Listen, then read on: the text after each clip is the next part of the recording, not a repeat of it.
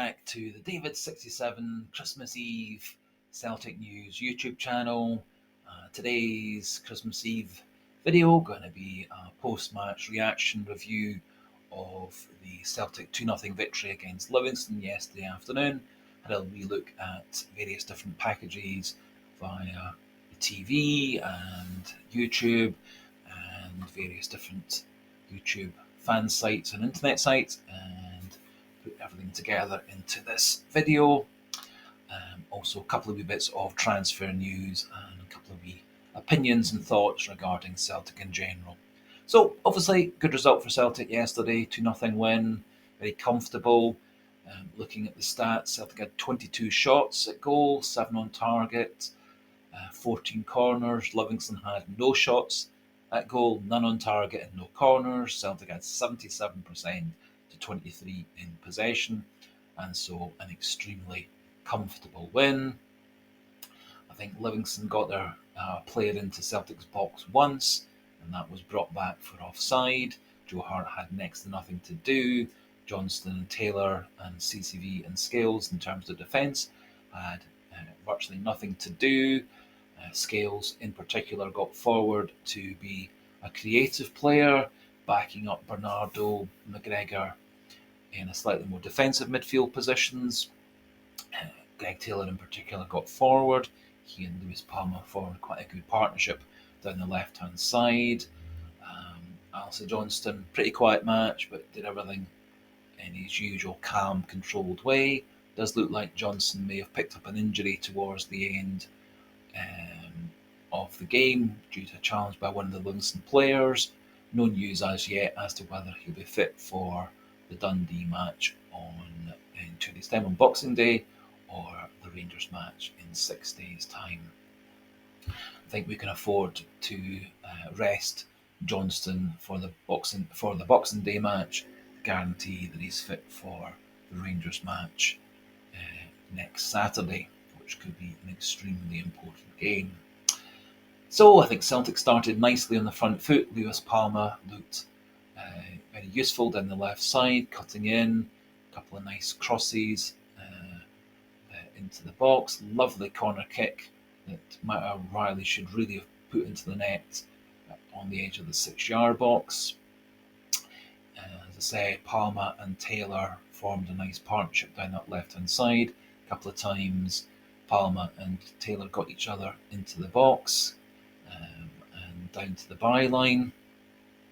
I thought also the fact that Bernardo was playing alongside O'Reilly and McGregor meant that McGregor could play more of a standard midfield role alongside Bernardo, pushing O'Reilly further forward.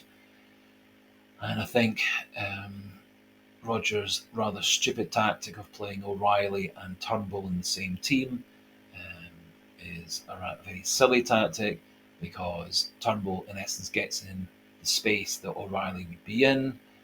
Turnbull never ever bothers to try and track back to help out in midfield or the defensive third. So that's the benefit of having an Iwata, a Holm, a Hatate, or a Bernardo. It's the three midfielders going to all play together, push O'Reilly forward within the thought that the midfield and the defensive third are going to be covered. And I thought it was good to see Bernardo in the side, and I really hope, assuming that Iwata is not fit, that we keep going with Bernardo, McGregor and O'Reilly against Dundee, Rangers and then St Mirren. Hopefully after that point Hatate and Iwata will be completely fit, and hopefully also David Turnbull has been moved on, or David Turnbull's decided he's going to sign his contract and stay at Celtic another 3 years or so. Either way, I would be happy. Personally, I would be most happy for Turnbull to be out the door and us to get 3-4 million or whatever for him, because I don't think Turnbull is anything more than a luxury player you bring on with 10 minutes to go to nick yourself a goal, or which is what Ange Postecoglou did with him last season. Pretty much played him off the bench entirely, and to give me his due, Turnbull last season did chip in with some nice passes, goals created, and a few goals that he scored himself. That's by far his best role. He's not a player who can play a game for you. He's not a player who's going to do all the duties of a midfielder. He's kind of a luxury player, and I personally would be happy to see him go. On the bench, Rodgers had Kwon yet again. Not quite sure why. Kwon just seems to be warming the bench. Happily, he kept Mikey Johnson on the bench. And also we had the sight of Ralston and Welsh warming the bench as well. I wouldn't have had much confidence if Welsh or Ralston had come on to replace one of our good defenders. Happily, that didn't happen. So Celtic started quite nicely. As I said, Maeda, Kyogo and O'Reilly all had very good chances to score. So we could easily have been 3-0 up after about 15 minutes. We seemed to lose a bit of power and tempo at that point. Livingston got themselves a bit more into the game. A wee bit of pressure on the Celtic goal without them actually having a shot or anything of threat. Half time came. Happily, straight after half time, a couple of lovely passes. Got leaves Palma in space on the left hand side. He used Greg Taylor as a decoy going down towards the corner flag. Cut inside and a lovely curving pass to Kyogo, who finished very nicely.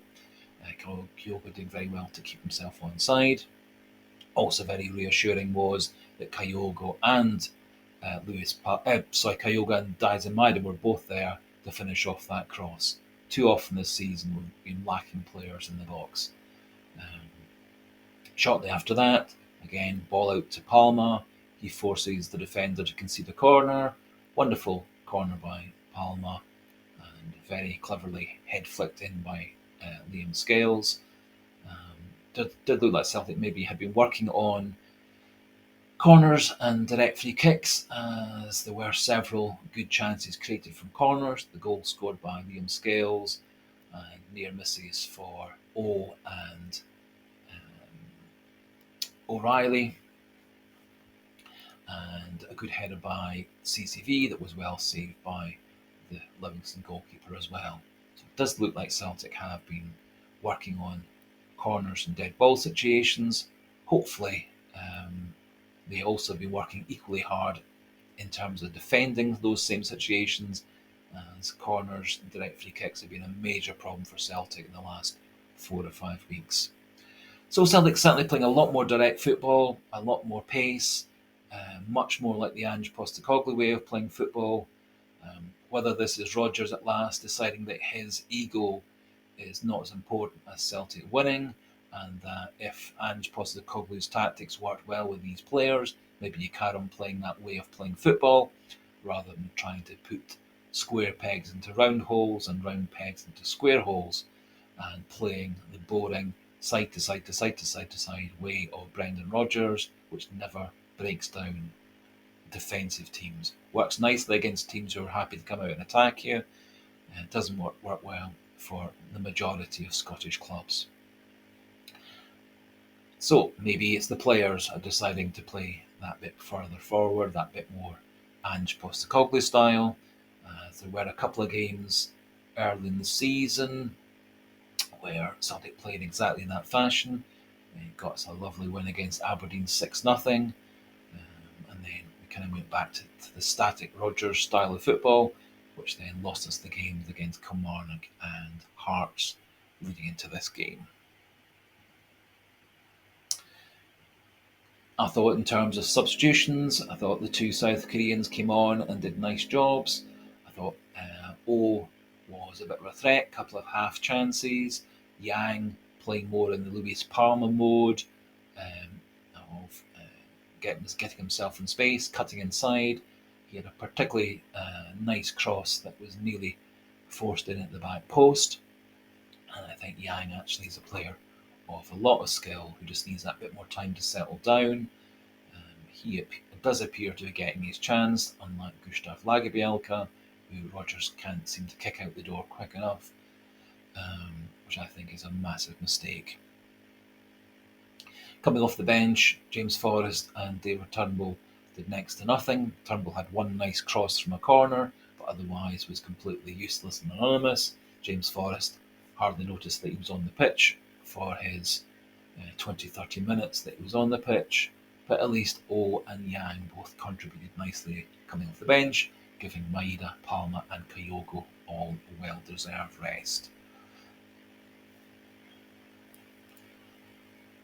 So Celtic can go into the match against Dundee with confidence, with a win under their belt, and hopefully get them in good stead for the game against Rangers on the 30th. As I was mentioning, a wee bit of transfer news. Yosuke Ideguchi, our Japanese player who played a couple of games around 2 years ago, then got himself a long-term injury after an ankle fracture. He's had a very successful year-long loan in Japan, season-long loan in Japan, where he led his club to their highest ever league position, won in the cup, and was on the shortlist for Japanese Player of the Year. He is back as a Celtic player, although Rodgers has, without even seeing him playing or in training, has in essence put him on the transfer list back to Japan. He is to be signed, it appears, by Vissel Kobe, one of the J-League top sides, and the fee is thought to be almost exactly as the price that we bought him. So in essence, that deal has been neutral. It's not cost us anything. And I personally think, given the fact that there were two clubs in the race to sign Ideguchi, that we probably should have tried to hold out for a wee bit of a profit on the Ideguchi deal, except Rodgers has decided otherwise. One of the confusing things for me is that Rodgers several times is saying that the transfers weren't of sufficient quality, it was a poor summer transfer window. Well, we have to remember is that 2/3 of that transfer window, Rodgers was fully in control of players coming in, coming out. Willing to accept that Kwon, Telio, Yang, and Iwata all came in June, and so all before Rodgers really got himself into the manager's office. However, Nawrocki, Lagerbielke, Phillips, Palma, all players signed in July onwards, and so all signed after Rodgers had been in job for over a month. Rodgers did say in a couple of press conferences earlier on that he had the final say so of all players coming in, all players going out, and so he is the man who said yes to Lagerbielke, yes to Phillips, yes to Nawrocki. Lagerbielke, I thought, did a good job, thrown at the deep end, 4 clean sheets alongside Scales. Nawrocki, a couple of good games before he got injured. Nawrocki can't seem to get himself back in the squad, despite the fact he's fully fit. Lagerbielke, when he does get himself back in the squad, had a good 20 minutes or so against Feyenoord, including scoring us the winning goal. Next match against Hearts, not even on the bench. Yesterday's match, not even on the bench. Instead, we have Ralston and Kwon and Welsh as our 3 defensive options if there are injuries or needs for a tactical rejig. Lagerbielke and Nawrocki are miles better as a central defender than Stephen Welsh. His only bonus is that he's Scottish, which will help with UEFA quotas next season. But we need people to stop goals and at the defensive end and score goals at our attacking end, rather than players who just fill in a Scottish flag in the UEFA quota for a European campaign. I think we could be in a really poor position in terms of central defensive cover if, as has been the case in the last season or so, Carter Vickers gets himself injured again. He's had 2 spells out this season already with injury, having missed the first few weeks of pre-season with his knee surgery. Recovery time since then, he's come back and he's missed 2 further spells. We've got Stephen Welsh, who had underwent pretty major ankle surgery. We've got Liam Scales, we've got Nawrocki. Nawrocki hasn't played for a couple of months now, even though he's fully fit. And so all we really need is one player to have tot up yellow cards or a red card, and he's out the next match. We then have Carter Vickers breaking down in training, Stephen Welsh breaking down in training, and suddenly our options are Nawrocki alongside Johnston or Iwata. For that reason, I think we are mad to get rid of Lagerbielke. Lagerbielke, good defender, tallest defender, scores goals in the other box, covers right back as well, and a player who's going to get better and better. Current Swedish international, voted the best defender in Sweden in their last season. And I think a player with a massive future at Celtic. However, Brendan Rodgers is the man that decides. Brendan Rodgers, remembering, is the man who signed for us the wonderful players Manny Perez, Charlie Musonda, Timothy Weah, Ollie Burke, Andrew Gutman, Daniel Arzani, and the endless goes on and on and on and on of players that Rodgers signed for Celtic, particularly in his last season, where he left us in the lurch 2/3 of the way through. Tons of players that he signed were complete and utter duds. Waste of money, waste of wages, waste of a player placed in the squad. So clearly, assessing players' ability and potential hasn't proven to be Rodgers' strong point at Celtic the first time around, at Liverpool before that, or Leicester after he left Celtic in the lurch 2/3 of the way through that season. And so I think his assessment of Lagerbielke and Nawrocki is very, very wrong. We also have to remember when Rodgers came in, Stephen Welsh and Liam Scales were both out the door. Liam Scales was practically transferred back to Aberdeen. Then we had a couple of injuries in defence, and Welsh got a go when Carter Vickers got injured against Aberdeen. We then used Welsh then got himself injured away from middle surgery. Then our central defence was Lagerbielke and Nawrocki. Then Lagerbielke and Scales, 4 clean sheets from Lagerbielke and Scales. Clean sheets have kind of disappeared after Scales and CCV formed a partnership. However, Lagerbielke is persona non grata, out the team, out the squad, out the club in a couple of weeks' time. Happily, there are quite a number of teams very keen to sign Lagerbielke, and so hopefully we'll be able to recoup a lot of the 3.4 million we signed him for in August.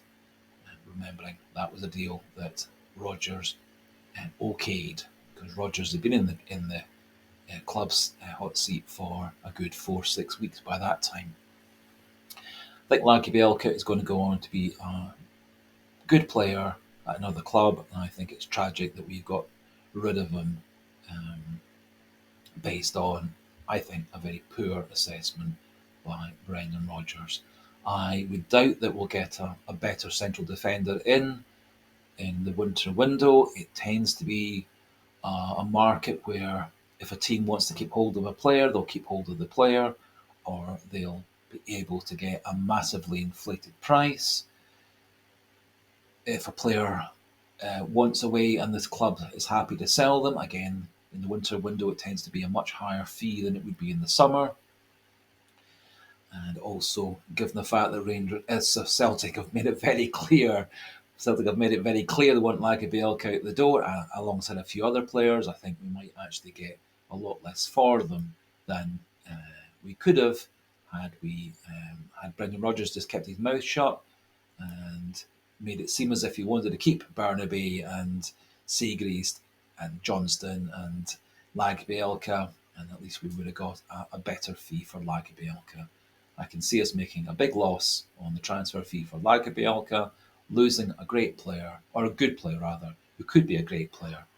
And I think Celtic will be much the poorer in terms of defensive quality without Lagerbielke in the second half of the season. I doubt we're going to be able to get a player of better quality willing to come to Celtic. And to my knowledge, there are no real top-line defenders available for transfer who are willing to come to Celtic in the winter window. However, if there aren't any names that come forward in the next couple of weeks, I'll do my best to assess them and provide some highlight reels, as I've done with Munbanya and Ryan and Hayden Hackney just recently.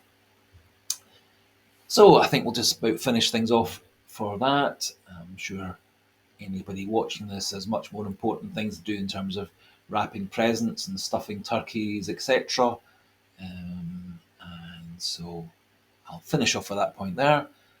If anybody who's been watching the video has enjoyed it, do feel free to click that subscribe button.